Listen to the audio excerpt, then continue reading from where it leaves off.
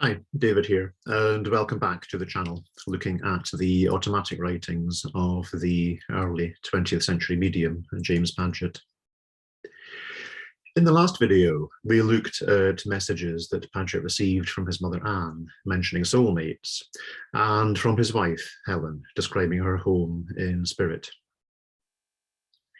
In this video, we're going to look at a message Padgett received from Helen, in which she describes time that the two of them spent together in dream state while Padgett was asleep.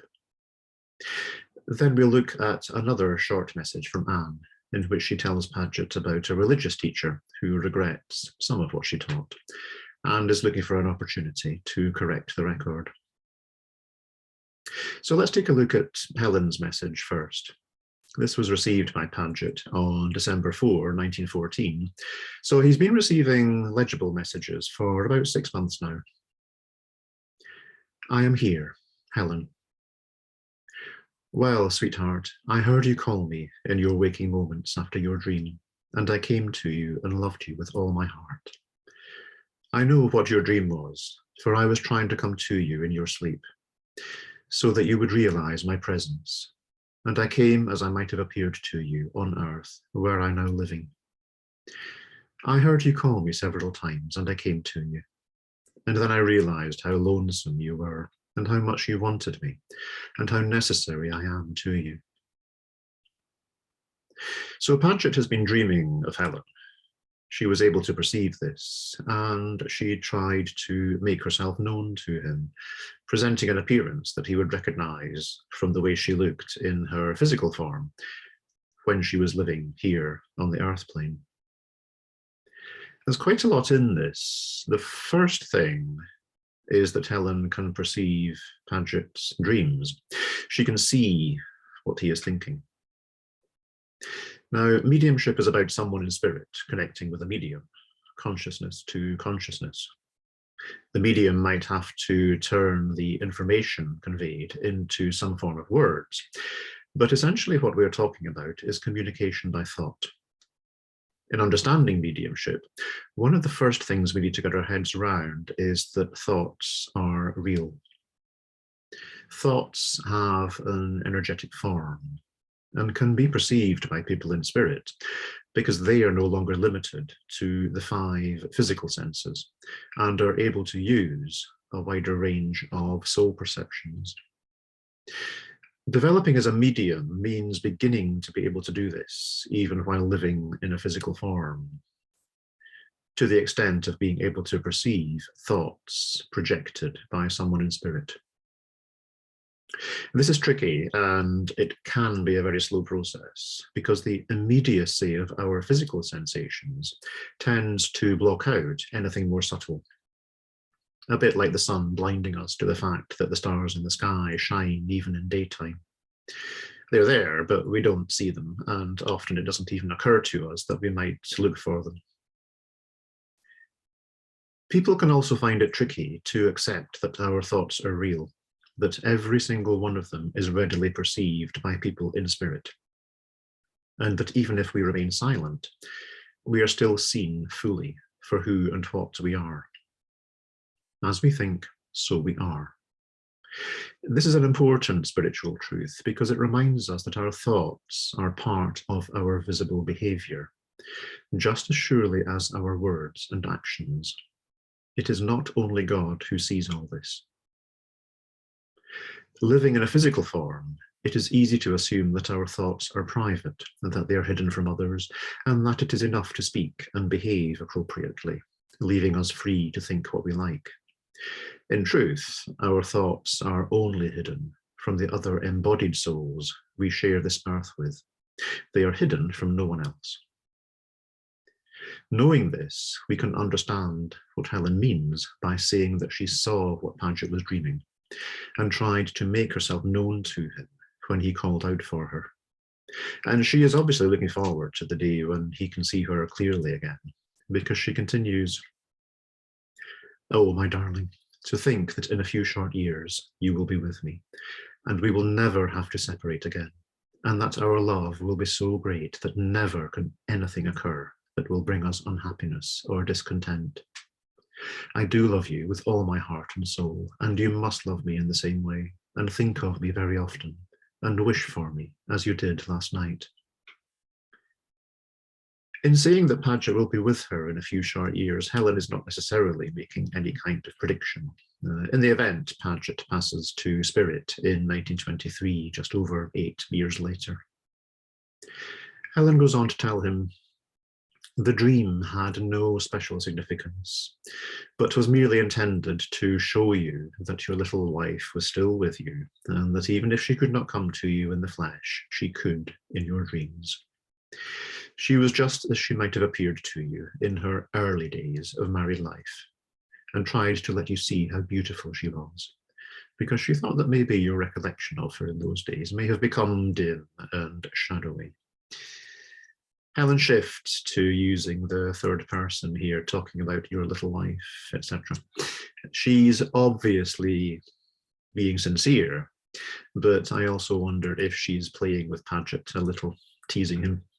She certainly does in some of the later messages. Anyway, Helen is telling him that when he dreamed of her, he was not just recalling a memory of her, he was experiencing her living presence with him. That this experience was real and was not just imagined by him. She also tells him that she chose to project an image of herself that he would recognize from when they were both young. And this is interesting because it reminds us that people in spirit can project themselves through their spiritual body or form according to the image of themselves that they want to convey. The extent to which someone is able to do this very much depends on their degree of spiritual development. As a medium, I have often had the experience of someone in spirit coming forward and presenting themselves not as they are now, but as they were, purely and simply because this is the only way they are going to be recognized and accepted. Helen continues the message by emphasizing the ways in which the two of them can be together. So you see, we can be with each other in our writings, in our visions, in voice communications, and in dreams. Should we not thank God for these great privileges? I often think of the great gift that God has given to you, and of our ability to become so close to each other in conscious communion, and I wonder why it is. And when I consider the work that you have been selected to do, I don't wonder. For that work is of such importance that you will have to have the gift which has been bestowed upon you, and also the other great powers that will be given you.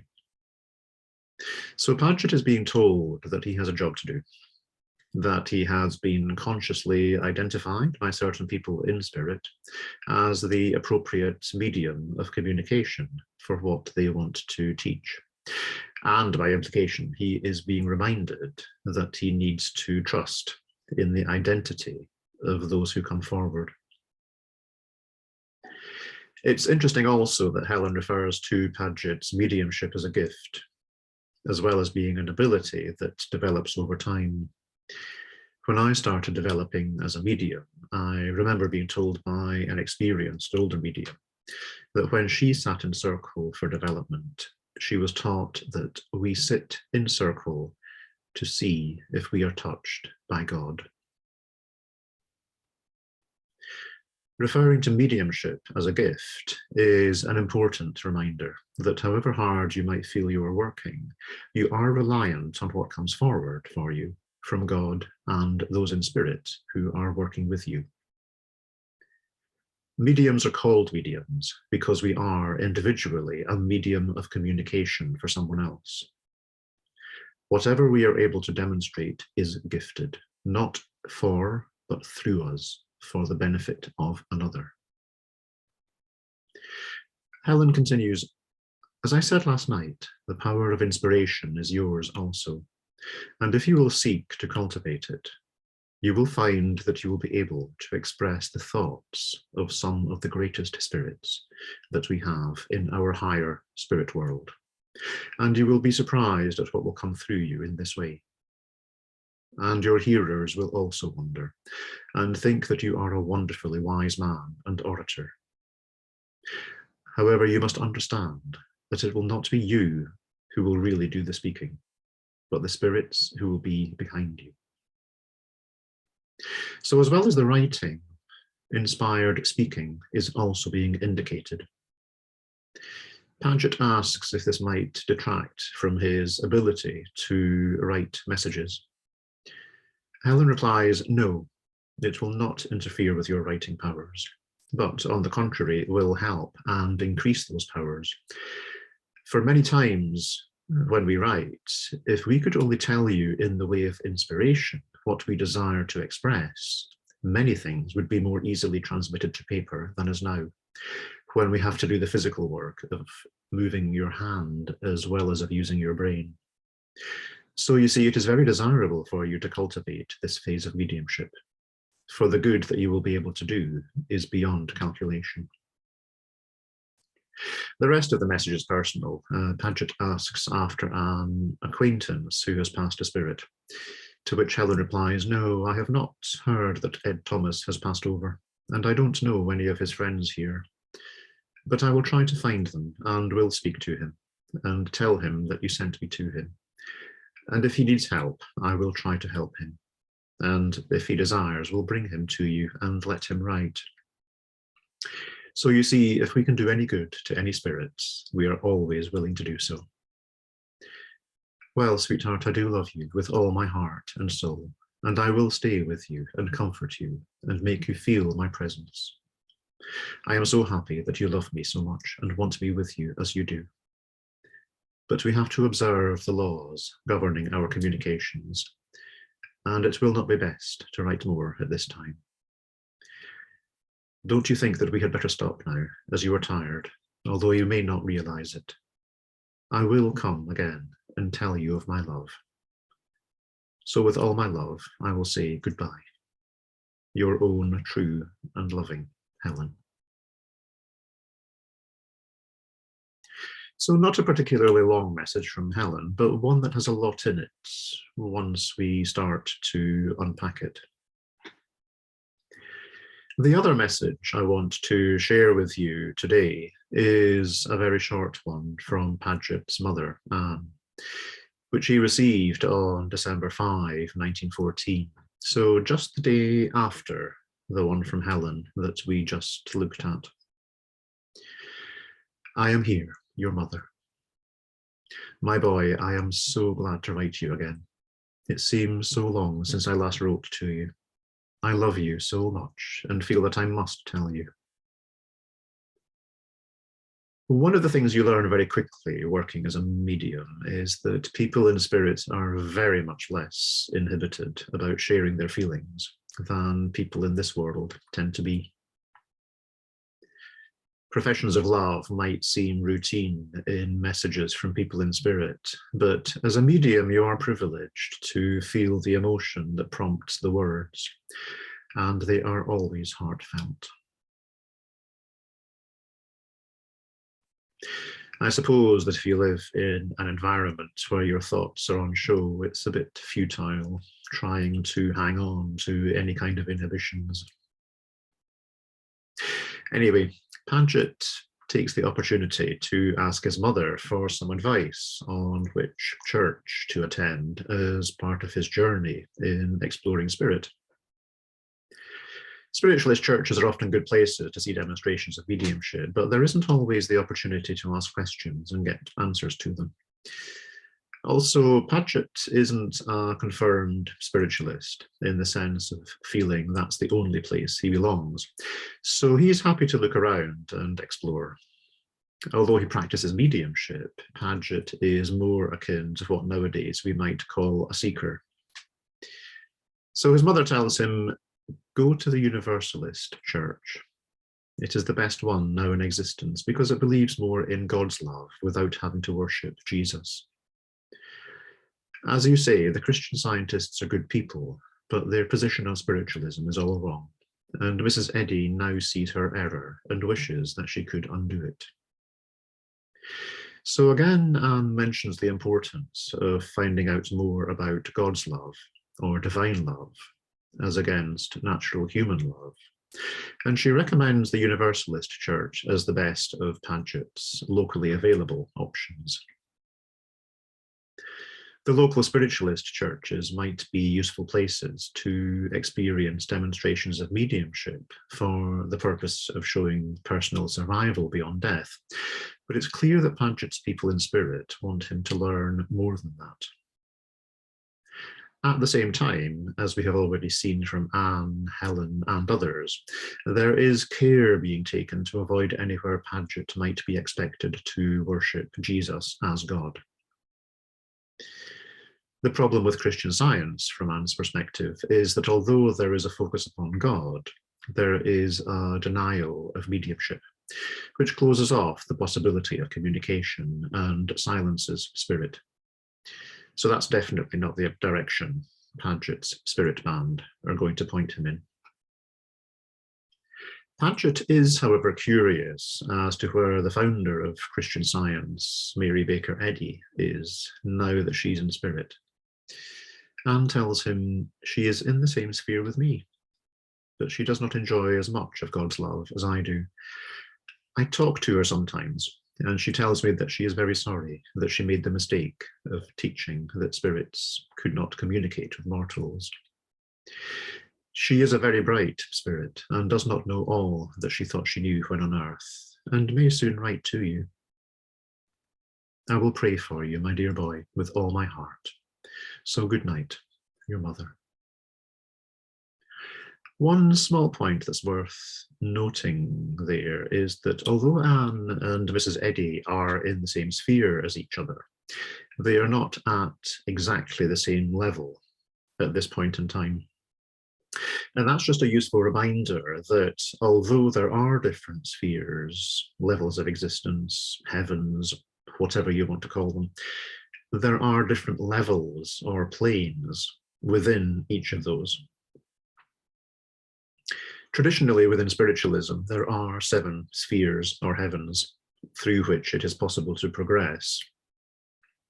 But one of the many valuable things about the Padgett messages is the detail they contain about the different environments that exist in spirit. That said, the real gem in the messages is the teaching of divine love and the way that sharing in God's love enables those 7 natural spheres to be transcended. Anyway, before we get to those elevated levels, I'm going to use the next video to look at another message from Helen, in which she describes her own experience of dying and passing to spirit. So I hope you'll join me for that. In the meantime, if you've enjoyed this video, like it and subscribe to the channel if you haven't already, as it does help to introduce it to others who might be interested. Also, if you want to get an alert when new videos are uploaded, remember to click on the little bell icon. I'm presently uploading a new video each Wednesday and Sunday. In the meantime, thank you for watching, and I'll see you soon. Take care.